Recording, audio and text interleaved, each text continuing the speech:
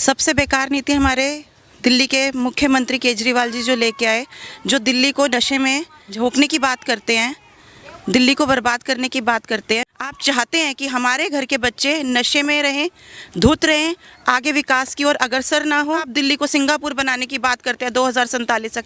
2047 किसने देखा?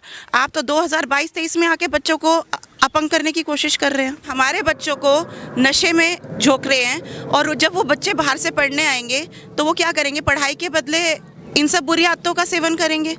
निर्भया कांड जो इतना बड़ा दिल्ली के अंदर हुआ, वो भी तो शराब पीने की वजह से ही तो हुआ हमारे दिल्ली में।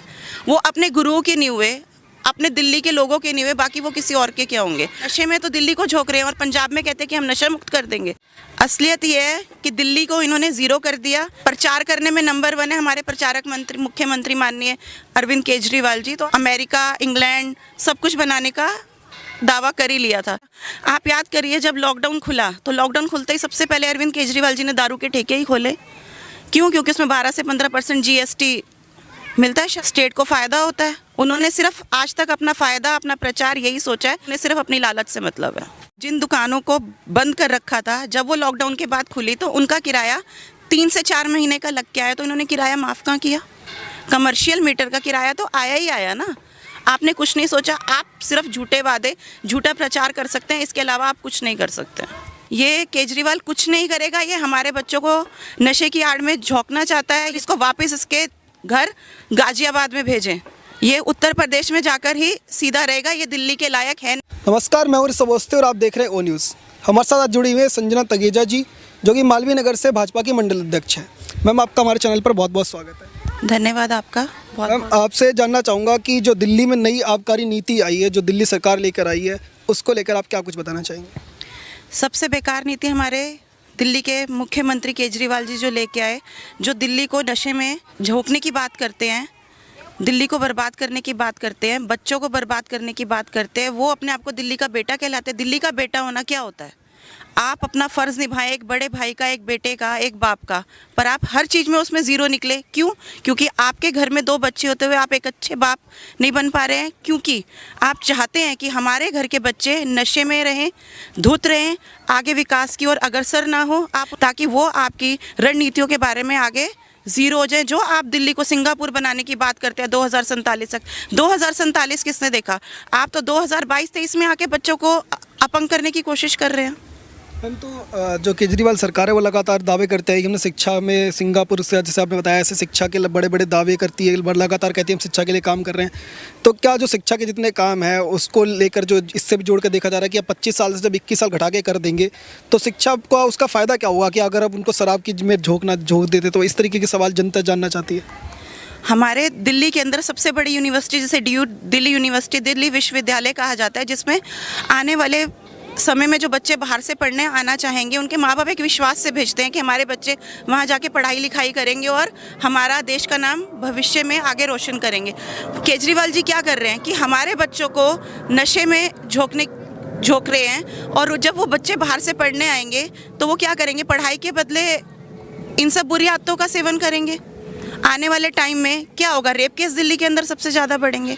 अगर आप युवाओं को इन सब चीज़ों से नहीं रोकने का प्रयास करेंगे और आप उनको धकेलने की कोशिश कर रहे हैं तो उत्पीड़न तो ज़्यादा ही बढ़ेगा ना। और महिलाएं सुरक्षित कहाँ हैं? जो केजरीवाल जी महिलाओं को सुरक्षित करने का वादा करके सत्ता के अंदर आए, जो निर्भया कांड जो इतना बड़ा दिल्ली के अंदर हुआ, वो भी तो शराब पीने की वजह से ही तो हुआ हमारे दिल्ली में। उसी निर्भया कांड की वजह से इन्होंने सत्ता में एंट्री करी, अपने आप को दिल्ली का बेटा बताया। अन्ना हजारे जी के साथ ये जंतर मंतर पे बैठे, वो अपने गुरुओं के नहीं हुए, अपने दिल्ली के लोगों के नहीं हुए, बाकी वो किसी और के क्या होंगे। आज ये दिल्ली में काम करने के बदले नशा मुक्त की बात करते हैं। नशे में तो दिल्ली को झोंक रहे हैं और पंजाब में कहते हैं कि हम नशा मुक्त कर देंगे, हमें पंजाब में हमारी सरकार बनानी है। दिल्ली का जो मॉडल है जिसको दिखा के लगातार प्रचार करते हैं, उत्तराखंड में, गुजरात में, सभी जगह दिखाते हैं, उसकी असलियत क्या है? असलियत ये है कि दिल्ली को इन्होंने ज़ीरो कर दिया। ये रणनीति लेके आए, बिजली हाफ पानी माफ़। पानी क्या है? पानी सीवरेज का आता है। लोग भी कहते हैं कि हम पानी पी रहे हैं 20 रुपए के लीटर की एक बॉटल लेके पानी, और जब जिसके घर में सीवर का पानी आएगा, कोविड का टाइम चल रहा है, डेंगू को हटाने की बात करते हैं और कहते हैं कि घर के अंदर पानी चेंज कर दो, तो डेंगू क्या घर में पानी चेंज करने से भागता है या आसपास के माहौल को करने से? जो हमारे सीवर के नाले हैं, जो गलियों के नाले हैं, वो हमारी एमसीडी साफ़ करती है। और प्रचार करने में नंबर 1 है हमारे प्रचारक मंत्री, मुख्यमंत्री माननीय अरविंद केजरीवाल जी। तो आप प्रचार से थोड़ा हट के दिल्ली के लिए काम करिए। आप प्रचार की रणनीति को ख़त्म कर दीजिए। कोविड में आपने बहुत प्रचार कर लिया। अगर अमित शाह जी दिल्ली की बागडोर, हिंदुस्तान की बागडोर अपने हाथ में ना लेते तो आपने तो उसको अमेरिका, इंग्लैंड सब कुछ बनाने का दावा कर ही लिया था। चीन से ज़्यादा आप इसको और कुछ नहीं कर सकते थे अगर हमारे अमित शाह जी, माननीय गृह मंत्री, अगर दिल्ली की बागडोर, राष्ट्र की बागडोर अपने हाथ में ना लेते तो। हम एक तरफ तो कहते हैं कि हमने दिल्ली में जो बसें हैं उनके अंदर मार्शल जो हैं उनको नियुक्त किया, महिला की सुरक्षा की बात करते हैं। अगर दिल्ली का युवा शराब पी करके बसों में जाएगा तो क्या वाकई में महिलाएं सुरक्षित महसूस करेंगी? महिलाएं तो कल भी सुरक्षित नहीं थी दिल्ली में और आज भी नहीं है। अगर ऐसा होता तो दिल्ली में रेप केस कम होते, बढ़ते नहीं। रोज आना कुछ ना कुछ बढ़ ही रहा है। महिलाएं कल भी सुरक्षित नहीं थी, आज भी सुरक्षित नहीं है। केजरीवाल जी, जिनको आप दावा करना, बेकार की बातें करना, इन्हें बंद करिए और महिलाओं को सुरक्षा प्रदान करिए। आप डीटीसी की बसों की बात करते हैं, आप सड़क पे निकलिए, आप एक बार खुद उस बस में सफ़र करें, आपको पता चलेगा कि महिलाएं कितनी सुरक्षित हैं दिल्ली के अंदर। बस के अंदर आप मार्शल की बात करते हो, जितनी महिलाएं प्राइवेट बसों में अपने आप को सुरक्षित महसूस करती हैं उतना आपकी बसों में सुरक्षित महसूस नहीं करती। क्योंकि जब वो महिलाएं बस स्टॉप पे बस को हाथ देती हैं तो आपके कंडक्टर और ड्राइवर बस नहीं रोकते हैं, महिलाओं पे आपत्तिजनक क्वेश्चन करते हैं और बोलते हैं पीछे प्राइवेट बस आ रही है, उसमें बैठिएगा, उसमें आपके लिए फ्री है। तो आप क्या फ्री कर रहे हैं? दिल्ली की महिला सशक्त है, पढ़ी लिखी है, इंडिपेंडेंट है, वो आपको डीटीसी का किराया देके बस में सफ़र करना जानती है और वो कर भी सकती है। उसे आपकी बस का कोई भी फ्री का लालच नहीं है। हम तो जो शराब की जो नई नीति जो है उसको लेकर ये देखा जा रहा है कि कहीं ना कहीं कहा जा रहा है कि जो अरविंद केजरीवाल है उनकी माफिया, जो शराब माफिया, उनके साथ कोई साठगांठ है। तो क्या आपको ऐसा कुछ लगता है? ये तो 100% है कि उनकी साठगांठ है। साठगांठ के बिना तो ऐसा हो ही नहीं सकता था। आप याद करिए, जब लॉकडाउन खुला तो लॉकडाउन खुलते ही सबसे पहले अरविंद केजरीवाल जी ने दारू के ठेके ही खोले। क्यों? क्योंकि उसमें 12 से 15% GST मिलता है शराब को, स्टेट को फ़ायदा होता है। उन्होंने सिर्फ आज तक अपना फ़ायदा, अपना प्रचार यही सोचा है। उन्होंने कोई दिल्ली का भविष्य नहीं सोचा। वो कभी किसी का भविष्य नहीं सोच सकते, उन्हें सिर्फ अपनी लालच से मतलब है।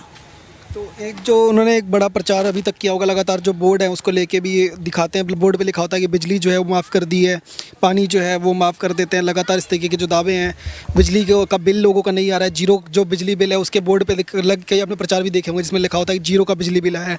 पर इतने सब दावों के बाद जब इस तरीके की नीति आती है, क्या वाकई में जो दिल्ली वाले हैं उनके घर से जो इनकम का सोर्स है कोरोना के टाइम पे आपको पता है ऑलमोस्ट ख़त्म हो चुका है, तो ऐसे टाइम पर इस तरीके की नीति से क्या प्रभाव पड़ने वाला है?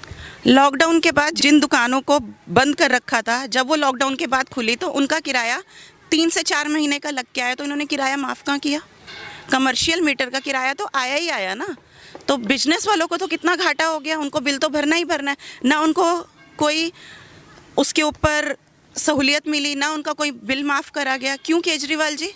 आप तो दिल्ली को अपनी माँ मानते हैं ना, दिल्ली के आप बेटे हैं, तो आपने बाकी बच्चों का, बाकी लोगों का क्या सोचा? आपने कुछ नहीं सोचा। आप सिर्फ झूठे वादे, झूठा प्रचार कर सकते हैं, इसके अलावा आप कुछ नहीं कर सकते। तो अंत में कोई दिल्ली वाले जो लोग हैं दिल्ली के, उनको कोई संदेश देना चाहेंगे कि उनको कुछ जागरूकता के लिए कुछ बताना चाहिए? मैं सिर्फ महिलाओं से ये अपील करना चाहती हूँ कि आप अपने घर में अपने बच्चों को सशक्त बनाएं। इनकी झांसे की भरों की बातों में मत आए। ये झांसेदार है, ये केजरीवाल कुछ नहीं करेगा। ये हमारे बच्चों को नशे की आड़ में झोंकना चाहता है, ये दिल्ली को बर्बाद करना चाहता है। आज ये दिल्ली बर्बाद करके पंजाब और उत्तराखंड भागने की कोशिश कर रहा है, तो आप इसको यहीं पे रोकें और इसको वापस इसके घर गाजियाबाद में भेजें। ये उत्तर प्रदेश में जाकर ही सीधा रहेगा। ये दिल्ली के लायक है नहीं और ये किसी भी स्टेट के लायक नहीं है। मैं महिलाओं से हाथ जोड़ के बार बार ये अपील करती हूँ कि अपने बच्चों को सुरक्षित रखें और इस बिल को आप कहीं ना कहीं रोकने की कोशिश करें। ये नशा जो है, ये जो शराब की बातें हैं, ये हमारे बच्चों का, हमारे घर को ख़राब करने की बात हो रही है। आने वाले टाइम में इसमें घरेलू हिंसा ज़्यादा बढ़ेगी, बच्चे नशे की और अग्रसर होंगे, रेप केस ज़्यादा बढ़ेंगे। तो मैं आप सब महिलाओं से, हर एक पिता से, हर एक माता से ये अपील करूंगी, तो आप इस बिल के खिलाफ होइए और इसका ज़ोर से प्रदर्शन करिए। अपने घर में, अपने आसपास के लोगों को इस बिल से जागरूक करिए कि ये बिल बहुत गलत है, ये हमारे लिए गलत है, गलत था और गलत रहेगा। जी, तो ये थे हमारे साथ संजना जी, जिनका कहना है कि दिल्ली की जो सरकार है वो लगातार जो युवाओं को और जो लोग हैं उनको शराब की जो नशा है उसमें झोंकने की कोशिश कर रही हैं। जो जनता है वो समझदार है और इस बार जनता जवाब जरूर देगी और इनके खिलाफ प्रदर्शन भी करेगी। आप देखते रहिए ओ न्यूज़। धन्यवाद। जय हिंद।